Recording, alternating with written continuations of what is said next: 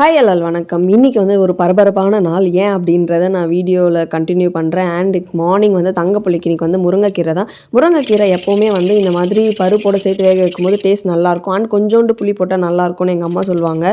So நம்ம எப்படி பிரியா அந்த முருங்கைக்கீரையை கழுவாமல் அப்படி போடுறது அப்படின்னு கேட்டால், ஸோ நம்ம வந்து ஸ்ட்ரெயினரில் யூஸ் பண்ணி அதை வாஷ் பண்ணும்போது நம்ம கையில் ஒட்டவே ஒட்டாது. நீங்கள் வேணால் ட்ரை பண்ணி பாருங்கள். கவினுக்கு வாரத்தில் ஒரு நாளாச்சும் கண்டிப்பாக ஒரு கீரை கொடுக்கணும் அப்படின்னு பிளான் பண்ணியிருக்கேன். ஸோ அதனால் இந்த வாரம் வந்து முருங்கைக்கீரை தான் செஞ்சு கொடுத்துருந்தேன். இன்னைக்கு மார்னிங் வந்து எனக்கு ஃபில்டர் காஃபி தான் எங்கள் அம்மா வீட்டிலேருந்து எடுத்துகிட்டு வந்திருந்தேன். அதையுமே போட்டு திருப்தியாக குடிச்சு முடிச்சுட்டு தங்கப்புளியும் எழுப்பியாச்சு. மார்னிங் வந்து ஸ்நாக்ஸ்க்காக பப்பாளி பழம் கட் பண்ணுறதுக்காக ஒருத்தர் தயாராக உட்காந்துட்டு இருந்தாரு. அண்ட் முருங்கைக்கீரை சாதமும் பப்பாளியும் கொடுத்து பேக் பண்ணி அனுப்பிச்சாச்சு தங்கப்புளியை. நான் ஏன் பரபரப்பான நாள் அப்படின்னு சொன்னேன்னா, இன்னைக்கு வந்து ஊருக்கு போகிறோம். ஸோ அதனால பேக் பண்ணணும். பேக் பண்ணுறது ஒரு பெரிய வேலை, அதை அன்பேக் பண்ணுறது அதை விட ஒரு பெரிய வேலை.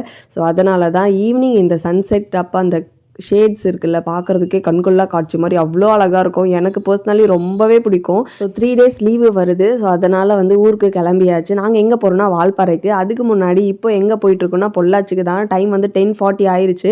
ஸோ பொள்ளாச்சியில் போய் ரூம் எடுத்து ஸ்டே பண்ணியாச்சு. நான் எக்ஸ்ப்ளோர் பண்ண பிளேஸ் எல்லாமே நான் உங்களுக்கு காட்டுறேன். அண்ட் நீங்களும் கண்டிப்பாக என்ஜாய் பண்ணுவீங்க. நீங்களும் இந்த லீவுக்கு எங்கேயாவது போயிருந்தீங்கன்னா கண்டிப்பாக எந்த ஊர் போனீங்கன்னு கமெண்ட் பண்ணுங்கள். நெக்ஸ்ட் வீடியோவில் பார்க்கலாம். பாய்.